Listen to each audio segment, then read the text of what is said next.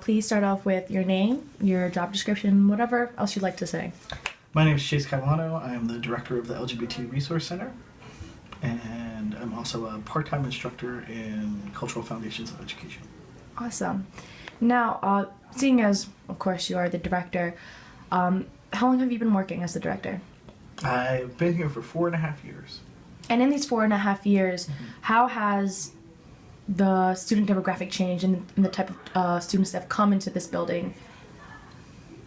Gosh, it's always changing. I guess it depends on who Syracuse admits. I want to say that in the last 4.5 years, we've seen a shift in having more students of color be connected to the Resource Center, which was one of our goals.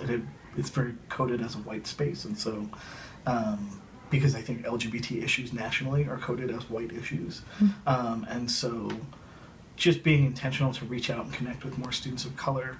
I think having a director who identifies as trans has increased, I think, some of the trans students that we see.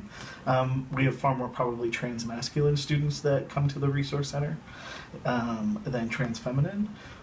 And I'd say in the last few years I've seen a greater, since we're talking about gender, a greater increase in students who don't identify within the gender binary, where they identify as non-binary or gender non-conforming or gender queer, and a lot less, not less, but a lot more of those students. And then we still have, a number of students who identify as transmasculine.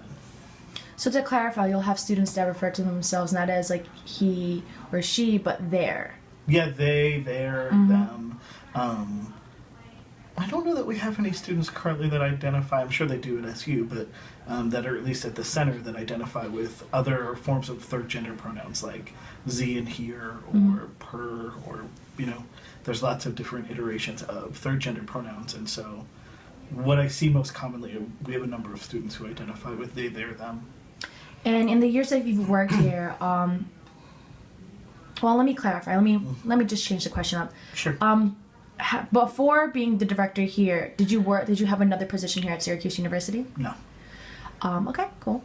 And in the 4.5 years that you've been here, what have you seen in terms of, what I can say is like what the school itself has done, like administration, social orgs that have done in order to make this a more welcoming environment, or an environment which allows students that, like you said before, don't label themselves with those typical gender labels. Like, have you seen any social reforms or any changes that the school has done, or at least orgs have done, to make it a more safe environment, or at least welcoming environment? No. Not overtly. What could I say that we have made some changes getting away from Trans Day of Remembrance, which is a really important event, but is a very somber event, and really talking about trans identities and trans people as victims, people who have been murdered, people who have been attacked, to creating more of a focus on trans liberation. And so Trans Day of Liberation in the spring as a way of bringing in a keynote speaker to talk about the potential of trans lives instead of just the tragedies that are connected to trans identities.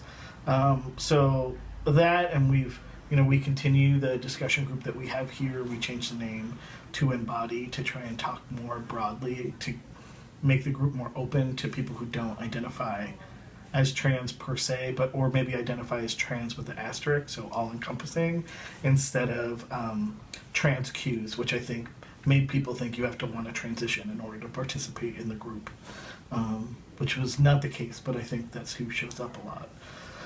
I think I've seen more student orgs try and bring in, I've seen Pride Union try and bring in more speakers that have different trans identities and different genders. I've seen the university include transition-related benefits for faculty and staff. The university doesn't have any undergraduate health insurance policy, so there was no way to really impact that. Although, I guess at some point that'll probably change. Hopefully.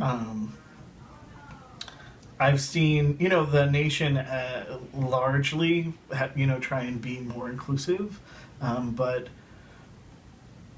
athletics did develop a trans-inclusive policy for student athletes, so that was a institutional-wide effort. But I think we still struggle with the same things we struggled with when I started here, and that existed before I got here. We don't have enough gender-inclusive restrooms on campus. We still have students that get harassed for gender nonconformity or gender incoherence. We still have no ability for students to change their name without any legal or medical documentation. So student IDs still reflect their birth name. Their biological. Right, they're assigned, and their gender still reflects their assigned gender, their assigned sex. Mm-hmm. And so I think there are still a lot of people that think that biological or assigned sex and gender are the same thing. That aggravates me more than anything, but yes. So I think we're dealing with a lot of the same problems, and I don't know that. And I think the problem is we're at a point where, while we have gender identity and gender expression in the non-discrimination policy, and it was in existence before I got here, we don't always have the practices that reflect that statement. And we also don't have policies that encourage people to develop inclusive practices. And so there's no magic fix. There's no one-stop shopping. There's no, if we did this one thing, we would be able to put everything else, in a better place. It's a lot of different things, and it requires a lot of different conversations and a lot of different spaces. And that's a lot of work, and it's also not really the big glamorous work that often gets people, I think, excited about doing big social change work. It's a lot of little conversations. It's a lot of figuring out the nitty-gritty of why our institutional software that tracks data doesn't allow to put a separate self-identified gender field opposed to what gets pulled in from your FAFSA data. So that's not really a fun conversation to have. I don't really understand it most of the time. And who's going to make those changes? Who's when we don't have necessarily money to make some of those changes, right? So it becomes a complicated about institution priorities. We're in the midst of this fast forward. Who knows where things are going to go or what's important? So I think it makes it harder to make those changes. And I think, if nothing, in the last 4.5 years, I've realized saying that we're not doing good enough isn't enough to get people to change their practices or to develop new policies. My next question is separated into two parts: short-term and long-term. Mm. What are your short-term goals, or at least what you would want what do you want to see coming out of the campus in terms of change and reform regarding this situation, in terms of defining gender and raising awareness and telling people look, gender isn't what used to be 50 years ago, not even 5 years ago. It's evolving every single day. So I guess, like I said, separate into two parts: the short-term goals and as well long-term goals. Sure. I think the easiest short-term goal is, and I say easy as in it's easiest to say, not easiest to do, is that gender work is everybody's work. And so we need everyone to get on board and get invested in unpacking their gender and figuring out what it means. That it's not just trans students who are the ones who are dealing with gender. It's everyone is. It's just that most people are privileged and don't have to think about it. And so if we could get more people on board with, what is the gender assumptions that's happening here? What are the ways in which gender is impacting my life or the things I'm able to access or who I'm able to talk to? That would be, I think, a step towards people being more invested and interested in doing some of the other work that comes with it. We definitely have some quick wins, probably allowing students to change their name on their ID cards or on rosters that reflect the name that they choose to go by instead of their assigned name. Having pronouns on rosters so that students don't have to email faculty in advance of a class to say, hey, my name's this and I use these pronouns, but that it's right there. And so that first day of class, you don't run into those immediate problems that trans students often run into. Long term, and this is really about finances, right, is more gender inclusive restrooms. There should be at least one, if not a few, in every academic building, in the student center. How do you do programs and events when there aren't gender inclusive restrooms? When you know that students then would have to leave the space in order to go to the bathroom and then come back? That just doesn't seem like a good plan. Or when you know that you have students that literally plan their day around when they can find restrooms that they can use. So, some of those are longer term. I know that, there are efforts in place, like in residence life, to change over a lot of the bathrooms, and they've been doing that pretty regularly. Like, I remember just several years ago, they made all the bathrooms in Lawrence gender inclusive. Mm-hmm. So. Yeah, and I think students want single-user restrooms anyway. Yes, very much so. Right? I mean, I think it makes them feel more comfortable in general. And the side effect of that is that then trans students don't have to be feeling like they have to navigate these binary bathrooms that are just, really uncomfortable or really scary or feeling unsafe. So those are some of the ideas. There's certainly, a ton more of things that could happen and could be done in coalition with other folks. Like, the gender inclusive restrooms are useful not just for trans students, but also for students with disabilities, also for students who are parents and have, their children with them, or faculty and staff who have their children with them, and they want to take them into the restroom with them so that they can, make sure that they're okay. It has a coalition factor of, it meets a lot of people's needs, not just trans students. So, form intersectionality. Mm-hmm. Awesome. Now, if you don't mind, I want to take a little more dark. Okay. A little bit more dark. So if you don't want to answer any of the questions, I completely understand. Sure. In terms as like anything on this campus, like, it's a very interesting bureaucracy when it comes to Syracuse University. Mm-hmm. So like any things, are there any, how can I put it this way? I forgot English. But in terms of, have there been any movements, any concept or ideas that you wanted to place on this campus that the actual university itself has either hindered you or caused you to go through a whole bunch of hoops and obstacles to just go one step forward, if you understand what I'm saying? Yeah. I think some of the stuff with technology feels like it's a whole lot of hoops, and I never know who we're going to. I think part of a lot of this, Fast Forward Syracuse initiative things are, I hope, I'm not really connected to them, but I hope ways to name the infrastructures that don't really exist at SU. And so when you have a technology problem, when you want to get the software system that manages the student data, to include things like students, I'm not going to call it preferred name because it's not a preference, it's their name, but students' chosen name on the field that, pulls up their information along with the name that they legally have. I have no idea how you navigate that conversation and who you contact. Like, I think we get passed around to other people, and then folks, and then it gets dropped, it gets lost. I mean, if this was the only part of my job I got to do, I guess might be more successful, but, there's other things that require my attention, and there are other things that require my staff's attention. So some of those things, I hope maybe will end up with a better infrastructure so that you can follow information. Like, I don't know. I guess this is what I'll say. I don't know that there's any one person or people that are intentionally blocking some of these efforts. I can't believe that as an institution there's something that malicious or negative happening. I think, we are an institution, and an institution is run by people who are flawed, and we're all flawed. And so what takes precedent or priority often comes in a hierarchical structure of who's telling you what you need to focus on. And I think that there are things that we've done because we've always done them that way.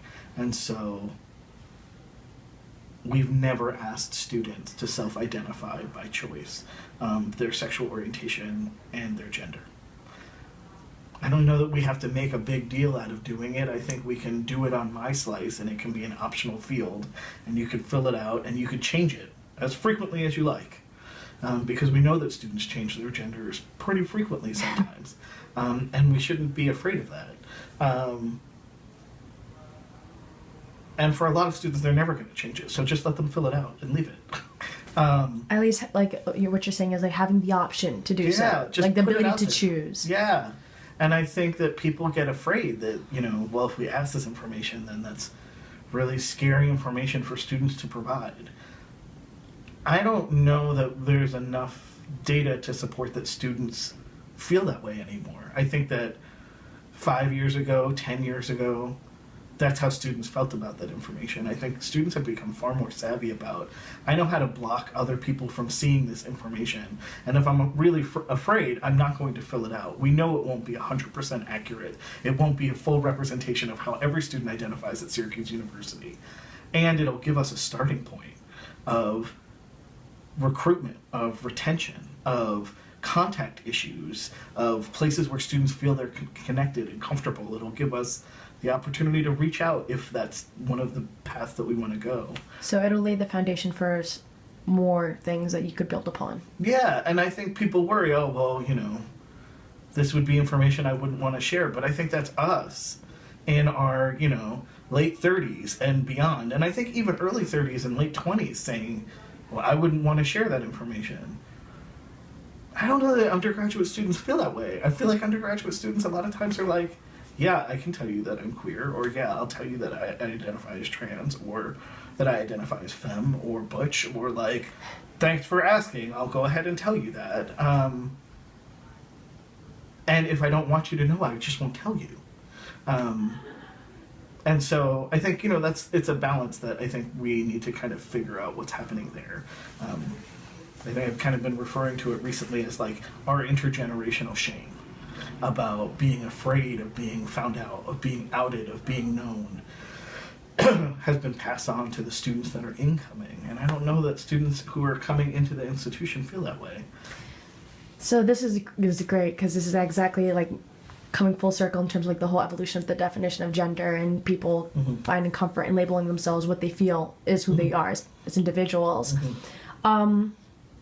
In terms of like, do you feel as though students have come into Syracuse, like, because you've been here for 4.5 years, so you've probably you've have students that came in here as freshmen and are about to graduate, and do you believe that Syracuse University as a higher education institution has allowed students to find themselves or learn about what they can label themselves? Because I assume, and of course you can correct me, that some students have come in being confused in what to label themselves, but this this center especially has allowed these students to have these resources to label themselves and to find their identities.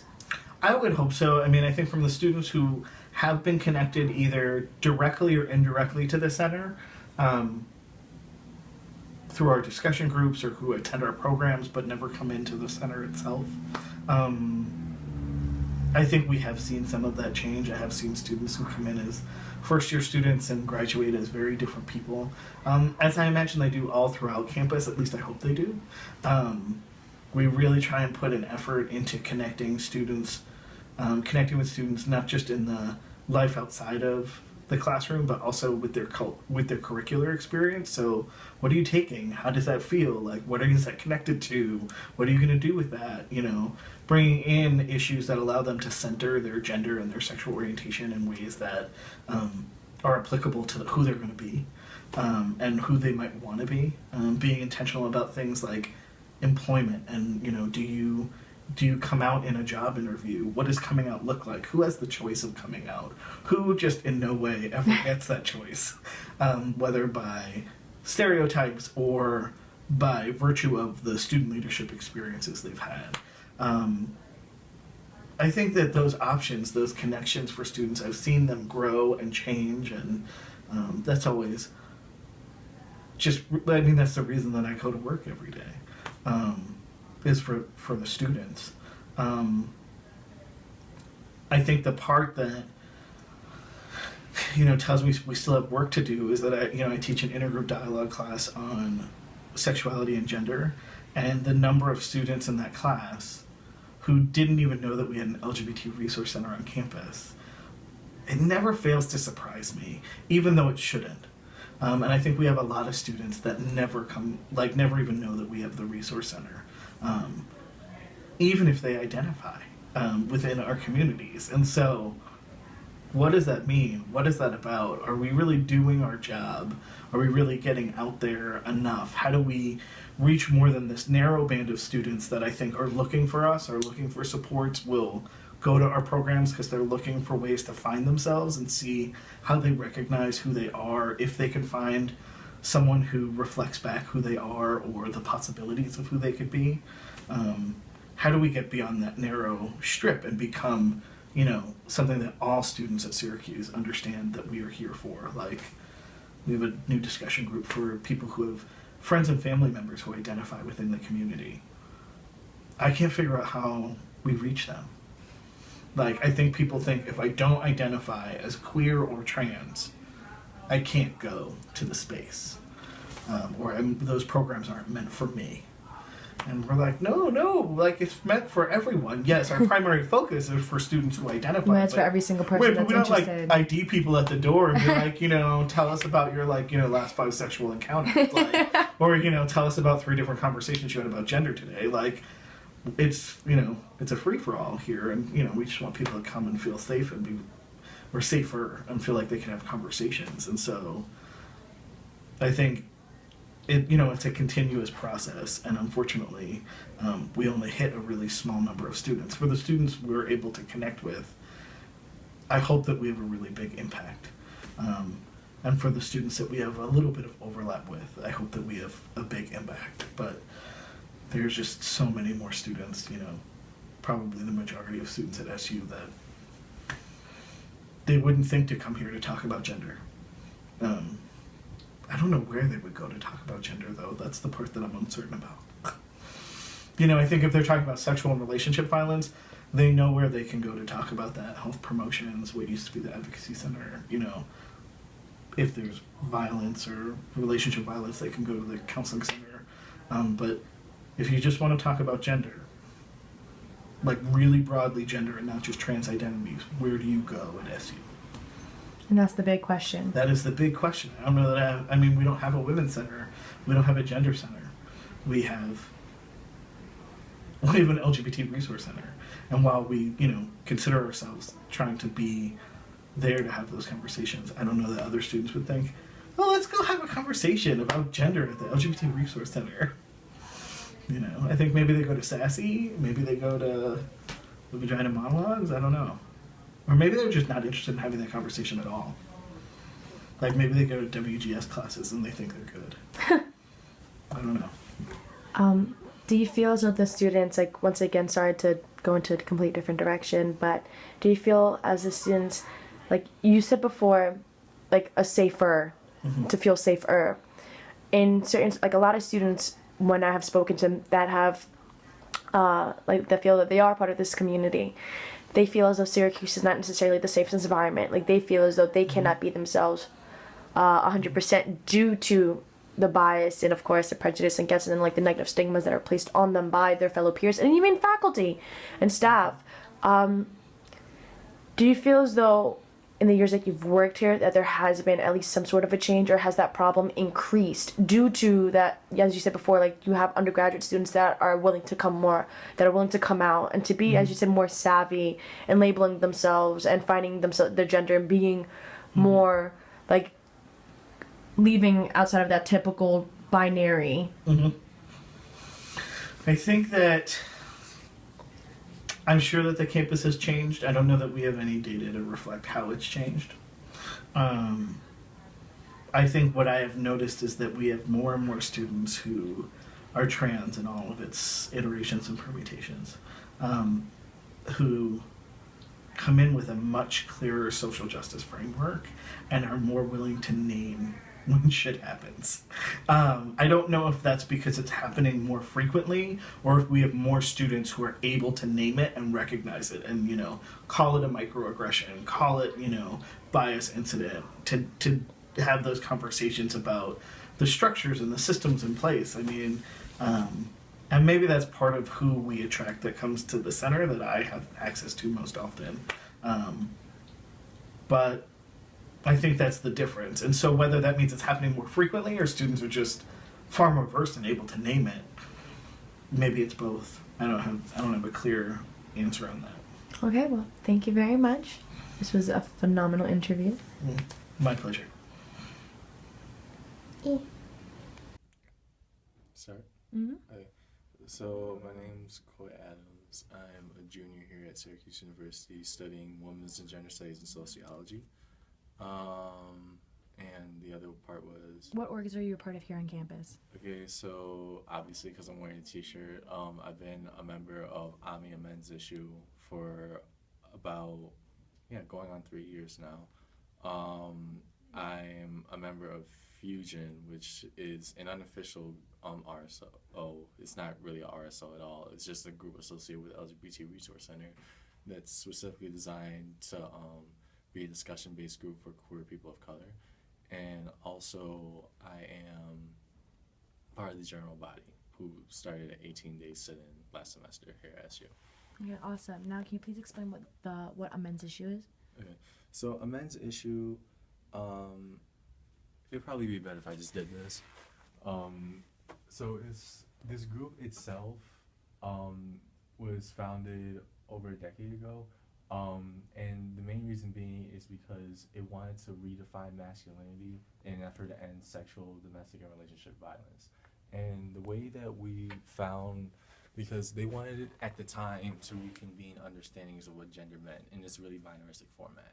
So what the intention was that if men are the causers of a lot of forms of violence, whether that be against women, against each other, then simultaneously that inevitably means that they're part of a system of victimhood as well, which a lot of men aren't trained to realize because they're supposedly benefiting out of patriarchy, which in the game of patriarchy, nobody wins.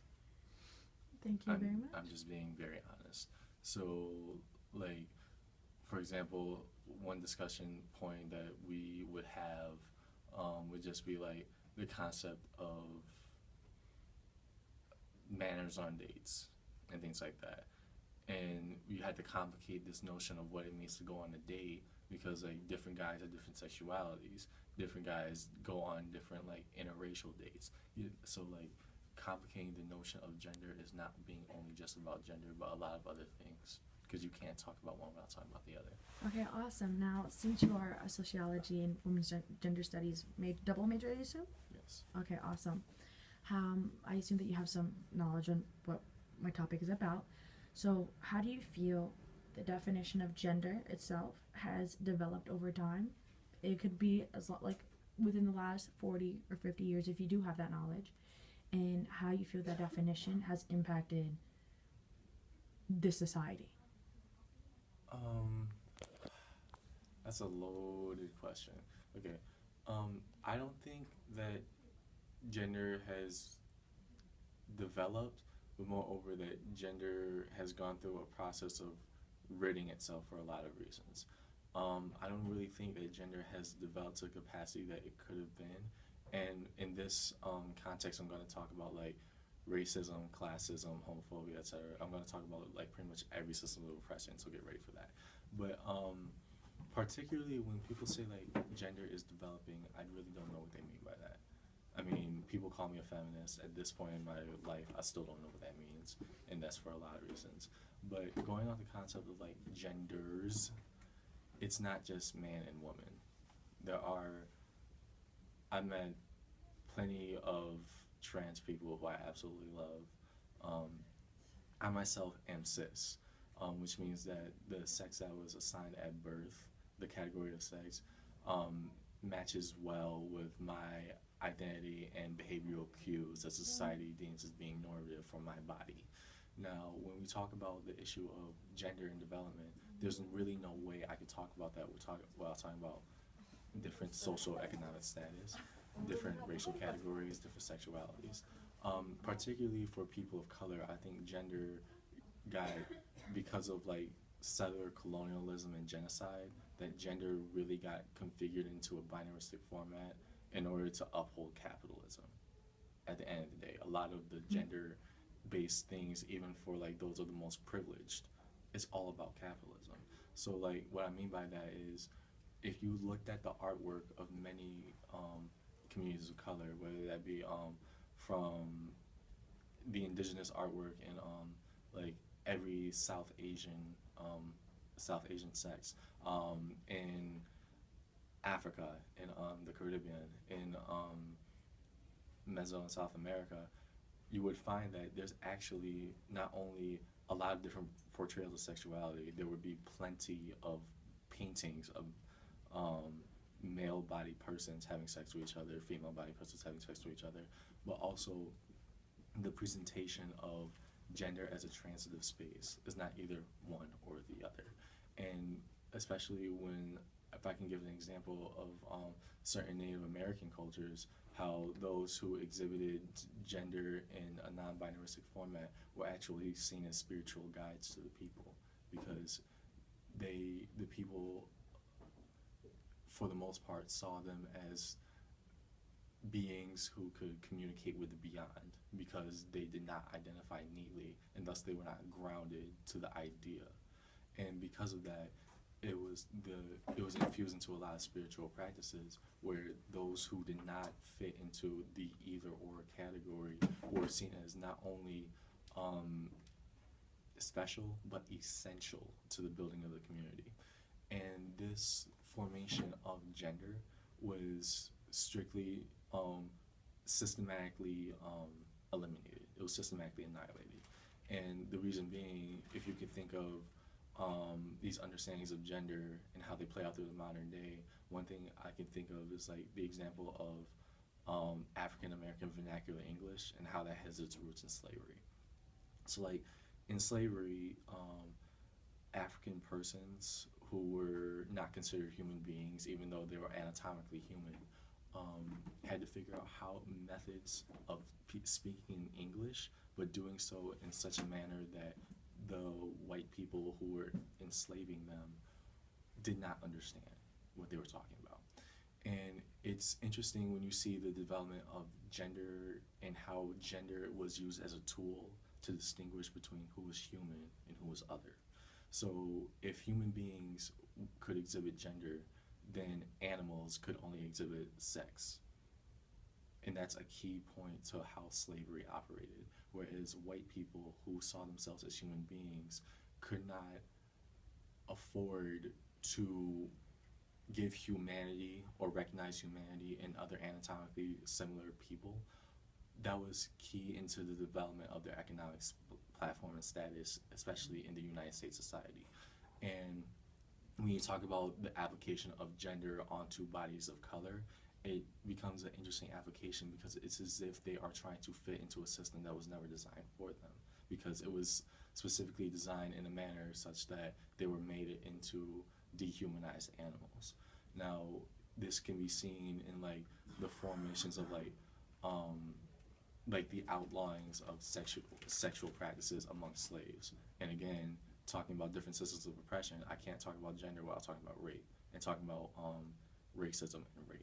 So heterosexuality got normalized through the slave project in the US for the reproduction of slaves. So not only was their productive capacity exploited in terms of their ability to agriculturally produce the economics to which the white colonialists would benefit off of, but simultaneously their reproductive capacities were exploited. And it's one of the tensions that arise in interracial dating when you talk about gender today, of why particularly women of color have tensions around dating white men. There's no way that you could talk about that without talking about instances of rape and sexual violence, particularly because they are women of color thus they are seen as permanently available because of this hypersexual fetishization of their bodies.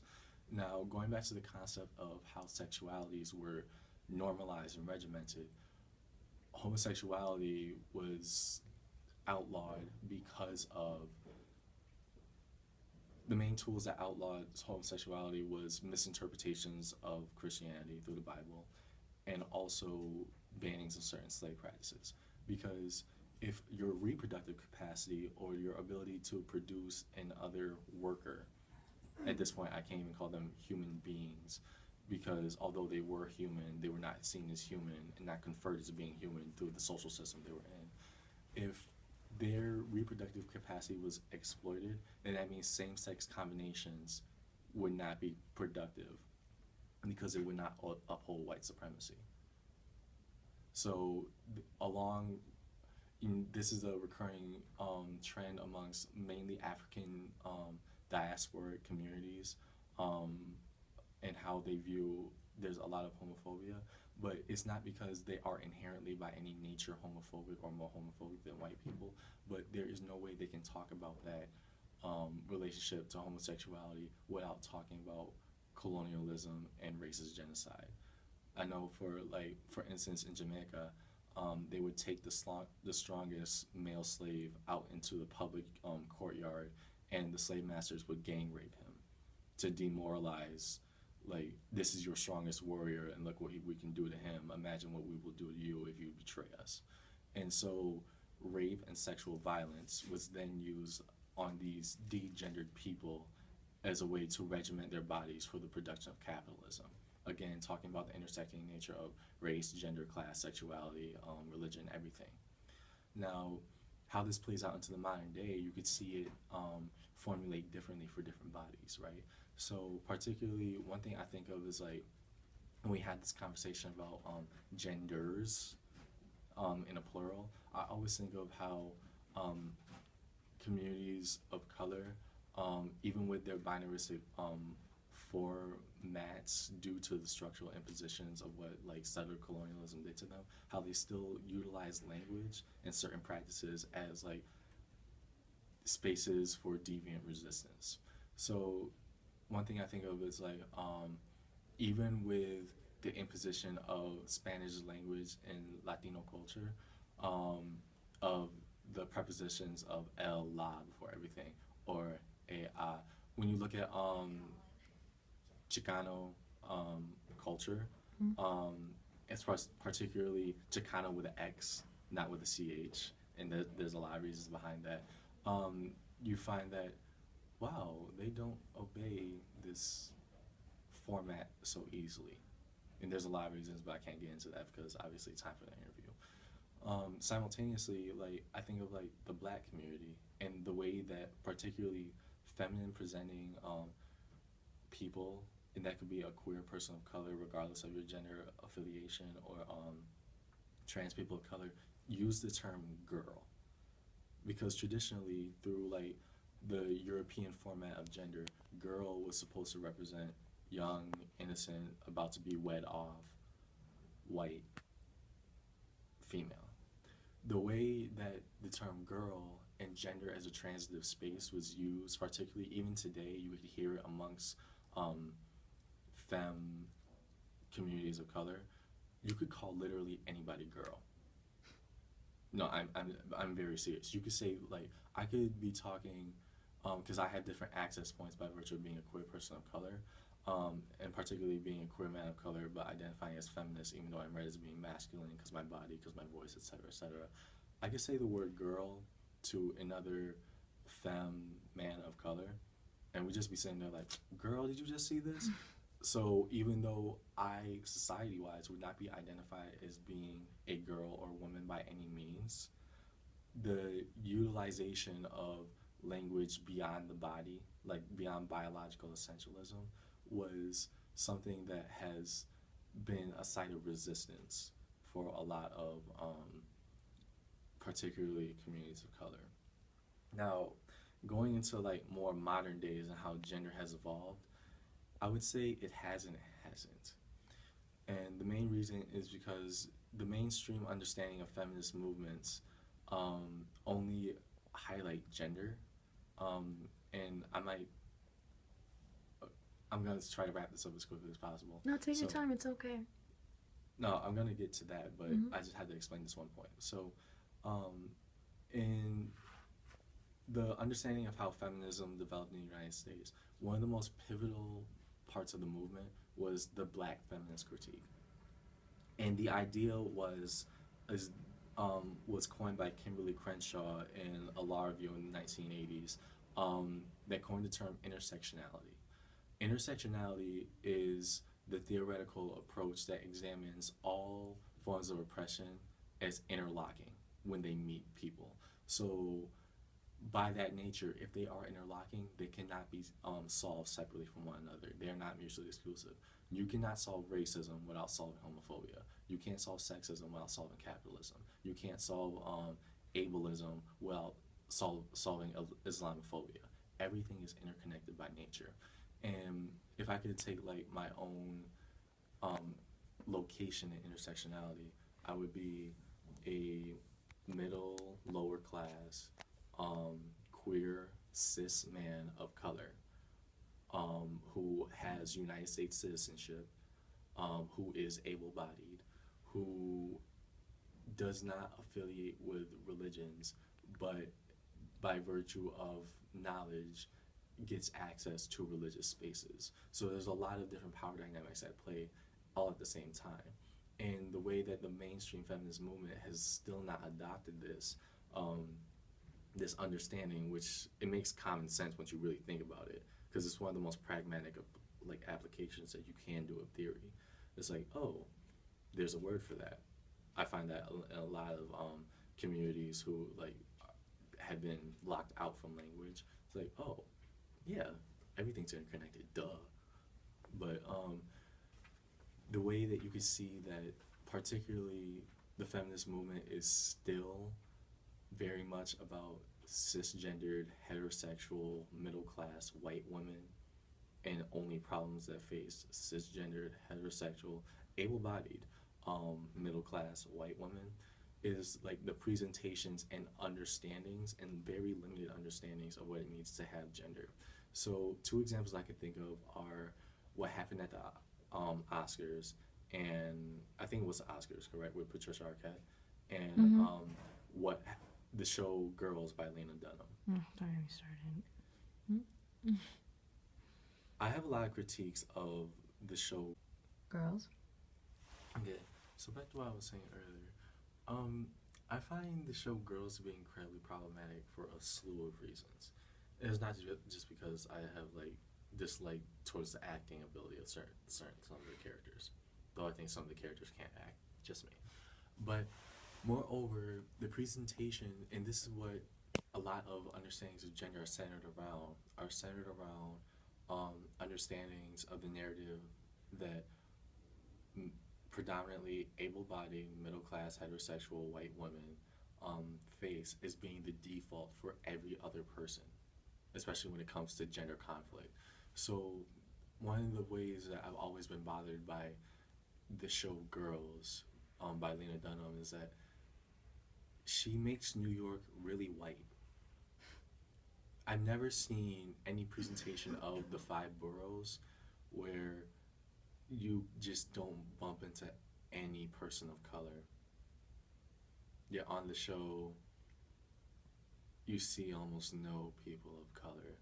And it's something about like the pathology that goes behind that, like the process of thinking and how like insidious it is.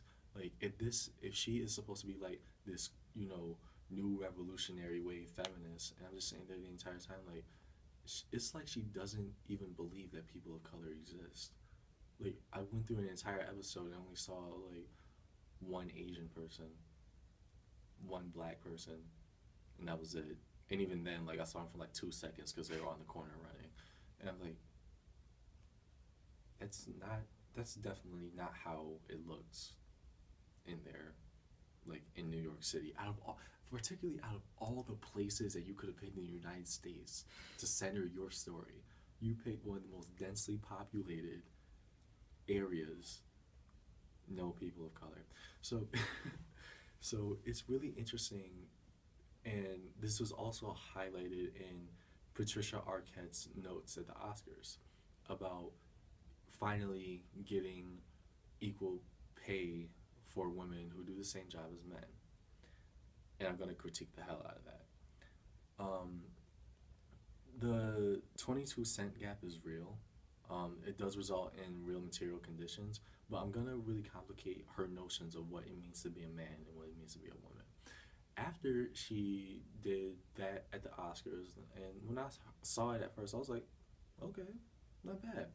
She made some comment backstage that went along the lines of, now if the now if queer people and people of color got behind us and helped us, it would really be beneficial to the movement.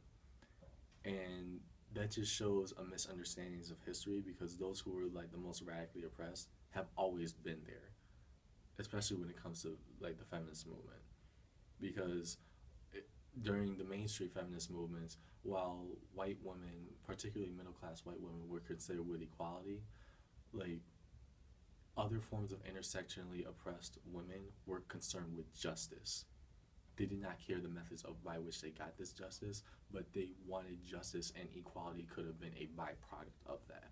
So when she said this comment, and I'm just sitting there the entire time, I'm like, your notions of man and woman still centered around able-bodied, predominantly heterosexual white people. Think about it. You're asking for 22-cent equality. You're insinuating that on average all women are only 22-cent gapped by all men.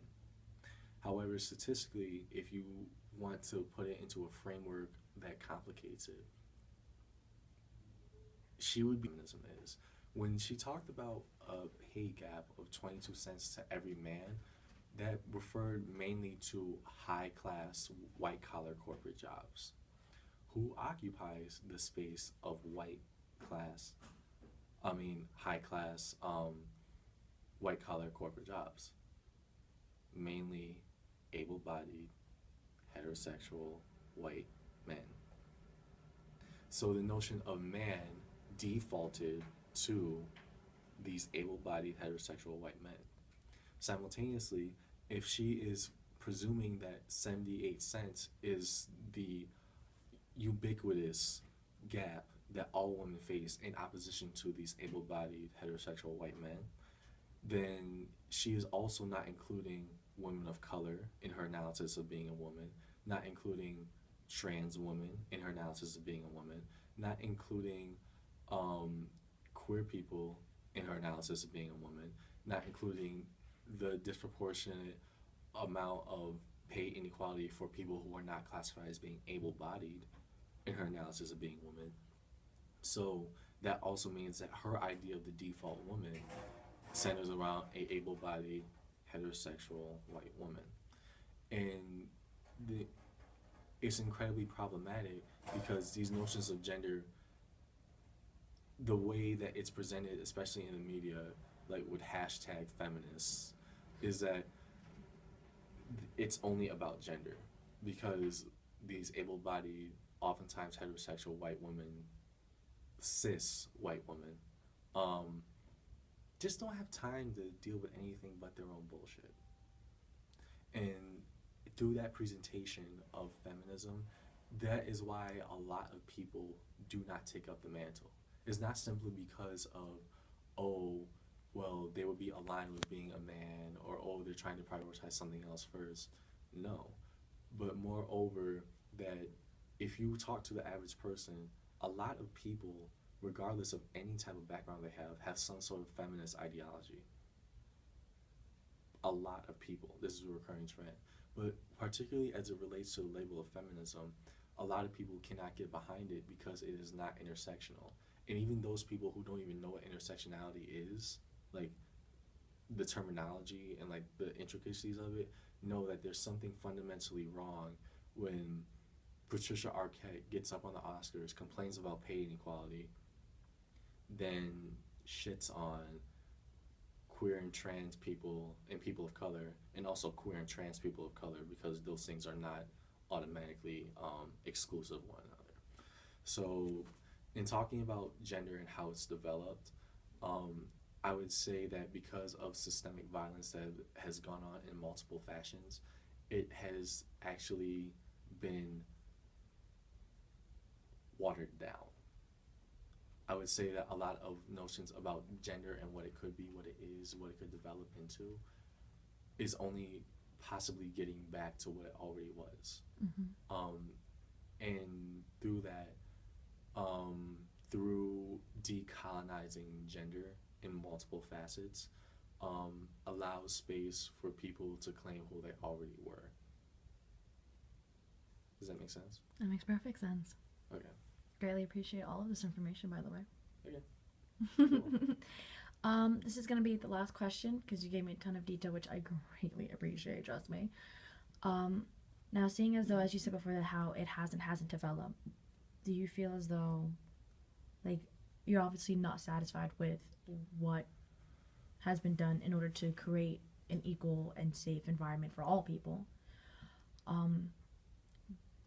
Do you feel with what America, like, do you see the potential in what America has done in social reforms and legal reforms, like legalizing gay marriage in certain states and creating gender neutral bathrooms in Syracuse and other places? Like, do you feel as though America is at least trying to create an environment that's safe for all people? I feel like I'm going to say some really radical socialist revolutionary. Go ahead. shit If right that's now. how you feel, then that's how you feel, as long as you have the detail to back it up. Detail to back it up. I think that I would say yes and no. Yes, are there changes being made? Yes. Undeniably. Gay marriage, the concept of same-sex marriage is something that is one of the fastest growing social movements that has ever happened in the history of the United States. And the notion of trans inclusivity is also a fast growing understanding that is reanalyzing the theoretics of what it means to be a person. However, the problem that I have is that enough?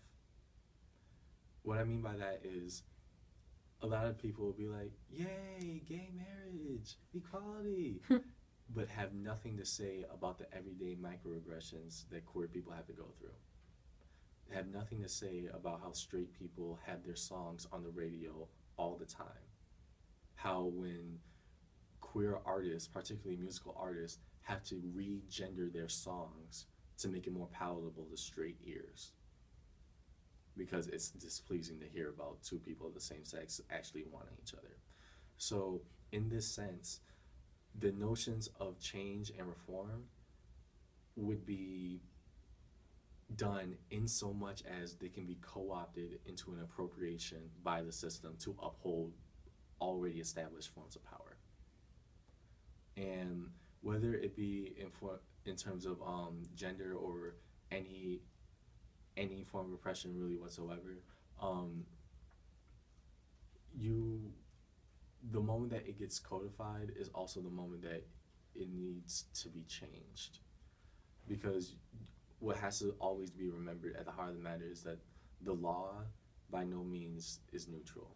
It was inherently designed not to be neutral because it was designed off of colonialism, slavery, and genocide. And if you ever forget that, then nothing will make sense in the context of where anybody is today. So things always need to be changed. And in this essence of change, not in so much as it, is begging towards the highest power. I don't want more Patricia Arquettes getting everything that they want. Meanwhile, they ignore the problems of everybody else here on the ground. I want everybody to be as free as possible. And in saying that, and trying to close this conversation of gender out, gender doesn't need to necessarily have more understandings developed, but have more voices included to refashioning the current understandings of what it already is.